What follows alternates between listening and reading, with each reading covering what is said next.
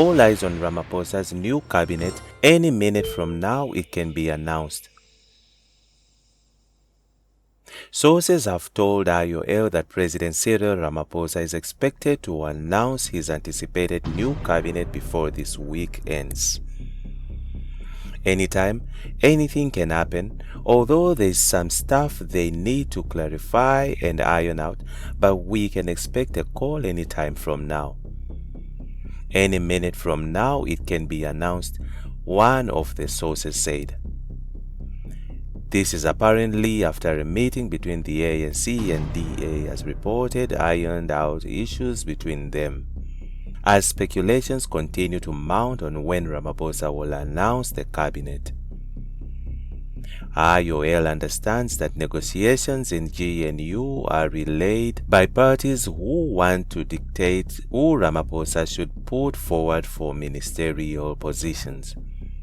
However, Presidency spokesperson Vincent Magwenya told IOL that they will issue an advisory when there is an announcement to be made.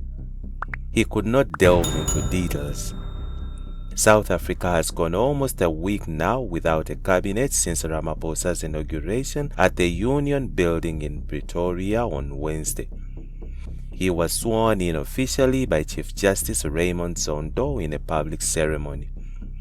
On Monday, the ANC hit back at DA Federal Chair Helen Zile's leaked letter demanding 12 cabinet posts, including that of the Deputy President. It said only the President has the final sword on who should feature in the cabinet position. The ANC called out the DA's demands as outlandish and outrageous, clarifying that no single party can hold the GNU to ransom.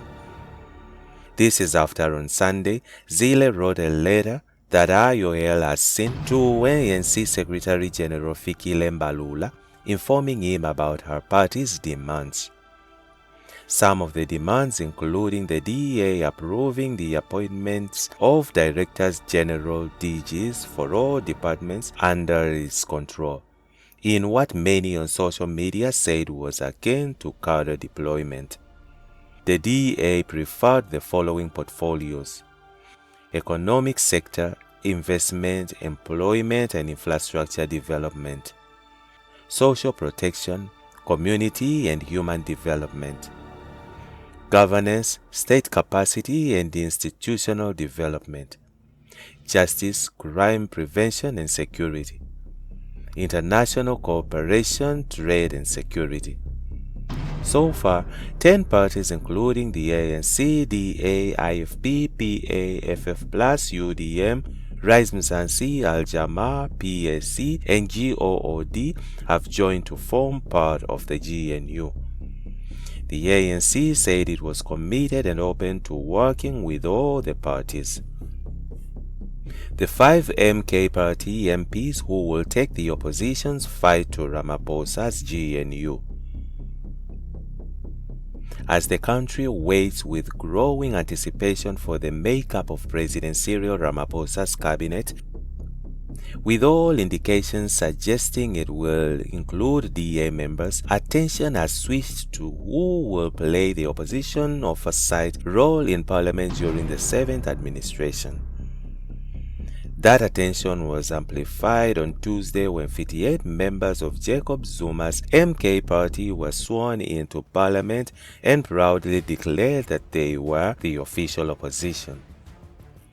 This comes after the DA opted to join the ANC-led government of national unity, along with parties such as the IFP, PA, FF+, UDM, PSC, Al-Jamaa, Rise Mzansi, GOOD and the NFP. While the MK party is still contesting the illegitimacy of the IEC election results, alleging they were rigged, Zuma has sent to parliament a mix of veteran politicians, radical leftists, and a group of young lions MPs, including a former judge president, eager to make a name for themselves on the national political stage. Last month, The Constitutional Court ruled that Zuma could not take his place as an MP due to contempt of court conviction amid the Zondo Commission, leading to his apprehension in 2021. Among the MPs sworn in are ANC veterans like former Finance Minister Defal Ruyen, who was Finance Minister for a weekend, and the husband of former Public Protector Busisiwe Mkhwebane, David Skosana. Mkhwebane herself remains an EFF MP. But who will lead the MK party's attack in Parliament? IOL has examined the 5 MK party MPs who could lead the charge against Ramaphosa's government on national unity (GNU). Dr. John Hlophe, MK party leader in Parliament. Hlophe, 65, is the former judge president of the Western Cape Division of the High Court, a role he served for over 2 decades. While he no longer carries the title of judge, he now prefers to be addressed as doctor due to his LLD, which he obtained at the University of Cambridge. He said this was a title Ramaphosa could not take away from him. The comment follows after Hlophe was impeached by the parliament last year after the Judicial Service Commission found him guilty of gross misconduct following a 2008 incident where he was accused of attempting to influence the Constitutional Court's decision on search and seizure raids carried out by the Scorpions on properties of Jacob Zuma and French arms manufacturer Tinkt. Hlophe was a prominent figure in South Africa's legal sector, and Zuma positioning him as the MK party's parliamentary leader has been described as a stroke of genius by political analysts who said his oratory skills, intelligence and demeanor could provide a calming yet authoritative presence in parliamentary benches for many new MK party's MPs. Hlophe studied law at the University of Natal, the University of Fort Hare, and Cambridge University. He taught law at the University of Transkei before being appointed to the bench. In 1984, Hlophe went to Cambridge University in the UK to pursue a Master of Law (LLM) degree on a Livingstone Trust scholarship. He worked as a law lecturer at the University of Natal in 1988. At the age of 31, he began working as a professor and public law head at the University of Transkei in 1990 and became the nation's youngest High Court judge when former President Nelson Mandela appointed him to the Cape bench in 1995. At 36, Hlophe became the first black judge to be permanently appointed to the Western Cape High Court. It is Hlophe who the MK party will largely look to in the absence of Zuma in parliament. Duduzile Zuma. Duduzile Zuma, the 42-year-old daughter of the former president, was among the more notable figures who took the oath of an MP for the MK party on Tuesday. Duduzile's relationship with her family, particularly her father, is a defining aspect of her public persona. Zuma's presidency was marred by numerous allegations of corruption, leading to his resignation in 2018. Throughout these turbulent times, Duduzile remained a steadfast supporter, often portraying her father as a victim of political persecution both in public and on social media, where she has a sizable following. This loyalty has endeared her to some but alienated her from others. She was accused by the Democratic Alliance DA and the African National Congress ANC of posting tweets that helped incite the 2021 July riots. Duduzile has always backed her father. She testified in his favor during the Kwezi rape trial. Duduzile, who was a twin with Duduzane, is seen as one of her father's most trusted lieutenants. She had stood by his side proudly, and she will continue to stand by Zuma's side as she did in December last year when he announced that he would be campaigning for the MK during the May 29th elections while still curiously remaining a member of the ANC. The ANC has suspended Zuma's membership. Andile Mqitama. Mqitama has made a political comeback on the national stage after throwing his black First Land First BLF lot in with the MKP. Mqitama's return as an MP follows a 9-year break after being expelled from Julius Malema's EFF due to internal disputes. BLF contested the 2019 national elections, but they suffered the indignity of failing to clinch a single seat. Mqitama now plans to turn his BLF into an NGO to support the MK party and says his sole mission will be to advocate for land restitution to its rightful owners, black people.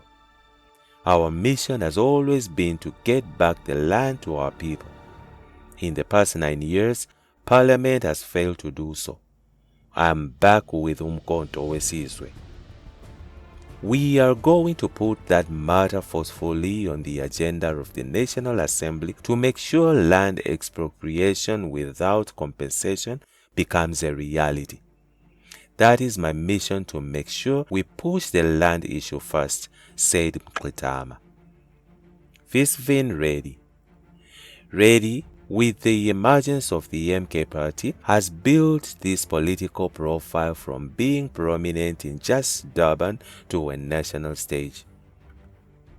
Digitally surveyed with a number of social media followers on Facebook and TikTok, Reddy is a political flip-flopper who has been a member of a minority front, DA, ANC, and most recently the African Democratic Change Party, which contested the local government elections, winning 1 seat in the eThekwini municipality. During a political hiatus, Reddy formed People Against Petrol and Paraffin Price Increases, PAPPI, leading several marches into the city against escalating costs. Most recently, Reddy was charged with contravening a Rogers Act after he warned of violence if the MK party was not allowed to contest the elections. He was cautioned by the party and apologized for his comments. He remains under investigation, and the IEC went ahead and reported him to the Electoral Court, requesting his sanction and a fine of 200,000 rand. Reddy, however, brings a parliament a dodged politician who has been in a few political fights and someone who is always up for a scrap. His loyalty to Zuma and cause of the MK party is unvaryingly, as evidenced by his more than 64,000 TikTok followers. Whether he can turn that following, coupled with his political experience, into national prominence remains to be seen. Nhlamulo Ndlela. Ndlela has shot to national prominence as the face and voice of the MK party. Eloquent and articulate, Ndlela has proved that he can verbally spar with the best of them, fronting the printed and online press as well as 24 hours news channels on behalf of Zuma and the MK party. A close confidant of Zuma, Ndlela has never been too far away from Zuma. At his recent public appearances, appearing alongside him on stage or at press conferences. While rumors have swirled about a romantic relationship between him and Duduzile Zuma, Ndlela has pushed back, telling the media, "I'm not dating Duduzile Zuma, and we are just close to each other. My relationship with her goes back to our days in Mozambique." While Ndlela is keen to get on with the business of Parliament, he has been in the media spotlight for being the nephew of former South African Revenue Service SARS Commissioner Tom Moyane, who was awarded as multi-million rand SARS contract that was later annulled during Moyane's tenure. Other members representing the MK party, including former Secretary General Sihle Ngubane, who is expected to be the MK party chief whip in parliament, while the MK party has reserved several seats to traditional leaders including the Khoisan, as well as the religious leaders like Bishop Nokwetemba Mtweni. And that's it from Injibs Network. Stay tuned to our celebrity and gossip news.